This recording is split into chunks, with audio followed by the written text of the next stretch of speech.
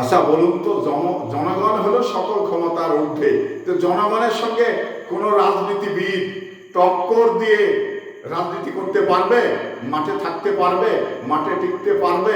পারবে না। তো এই যে নাসিরউদ্দিন পাটোয়ারি, এরা, এই মানুষটি তো আসলেই বিতর্কিত। এই মানুষটি যেখানেই যেভাবে কথা বলেন, তার কথাতে জনগণ রাগ করেন। কি জানি তার কথাতে কি রয়েছে, যা কথা বলার সঙ্গে সঙ্গেই জনগণ রেগে যান।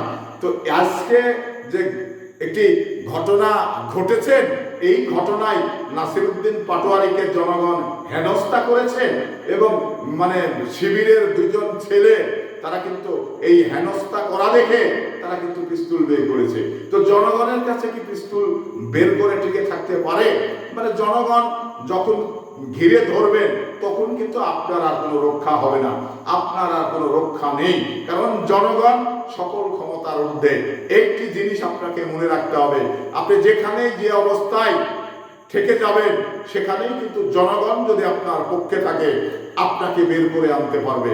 জনগণ যদি আপনার বিপক্ষে থাকে, আপনি যত শক্তিশালী মানুষ হন, নাসিরউদ্দিন পাটোয়ারি, আপনি জনগণের কাছ থেকে বের হয়ে আসতে পারবেন না। তো এই জন্যেই জনগণের প্রায়োরিটি দিতে হবে এবং জনগণের সঙ্গে সুসম্পর্ক বজায় রাখতে হবে। আপনার রাজনীতি আমি মনে করি ভুল। এই ভুল রাজনীতি করে শুধুমাত্র হেনস্থাই হতে হবে, সম্মান জনগণ আপনাকে দিবে না।